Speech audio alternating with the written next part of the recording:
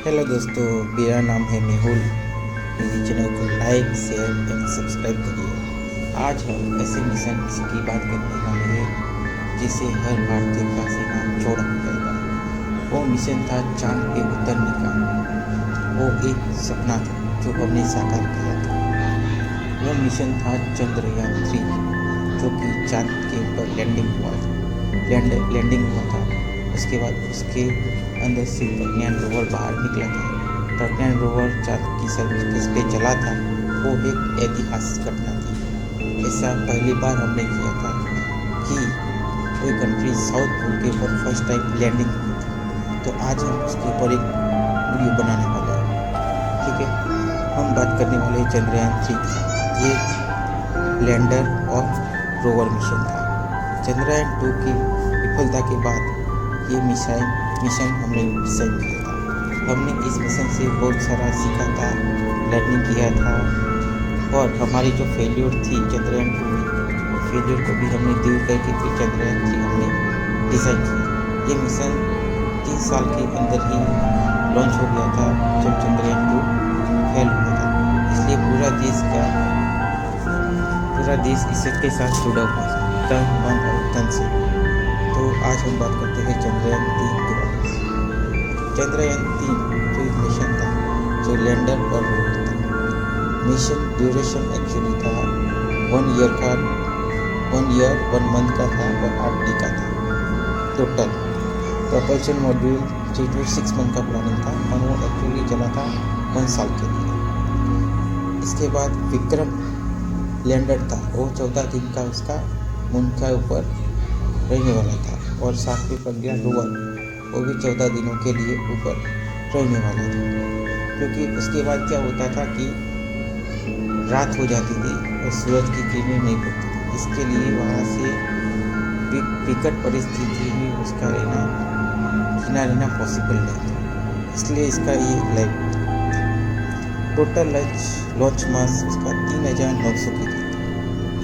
चंद्रयान 3 14 जुलाई 2023 को लॉन्च हुआ था हमारे सतीश धवन स्पेस सेंटर, जिसको STSC कहते हैं, जो कि श्रीहरिकोटा में है, वहाँ से लॉन्च हुआ था।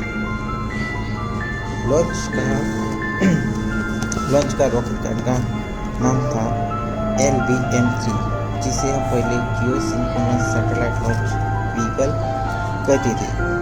जियो सिंक्रोनस सैटेलाइट लॉन्च व्हीकल कहते थे। चंद्रयान 3 का ऑब्जेक्टिव को हम जानते हैं कि उसका बेसिकली ऑब्जेक्टिव क्या था। तो पहला हमारा ऑब्जेक्टिव था कि चांद के ऊपर हमको सॉफ्ट लैंडिंग करनी है, क्योंकि हम कभी चांद पे उतरे नहीं थे। चंद्रयान 1 में जो हमने मून इम्पैक्ट ड्रॉप किया था वो एक हार्ड लैंडिंग था। तो हम चाहते थे कि हम प्रॉपर चांद के ऊपर उतरे और प्रॉपर लैंडिंग करें। उसके बाद हमारा दूसरा एक प्रयास था कि चंद्रयान लैंडर उतरने के साथ उसमें से एक रोवर हमने बनाया था, जिसका नाम प्रज्ञान था, जो कि 6 पहियों वाला व्हीकल था।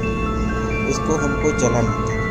और तीसरा हमारा मन एक्सपेरिमेंट था कि चांद के ऊपर उतरने के बाद, प्रज्ञान रोवर निकलने के बाद, हमको ये करना था कि उसकी जो मिट्टी है उसका हमको एनालाइज करता था, और हमको डिफरेंट टाइप के इंस्ट्रूमेंट और सेंसर से उसको चेकिंग करना था।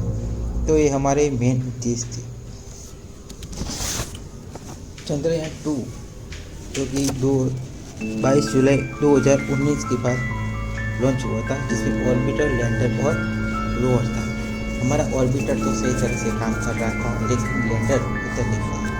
तो हमने अब की बार ऑर्बिटर अलग से लॉन्च नहीं किया, ओनली फॉर लैंडर रोवर को ही लॉन्च किया, जिसकी वजह से हम ये कर पाए। आगे की हम मिशन प्रोफाइल के बारे में चर्चा करेंगे। तो एक ये इंटरेस्टेड है।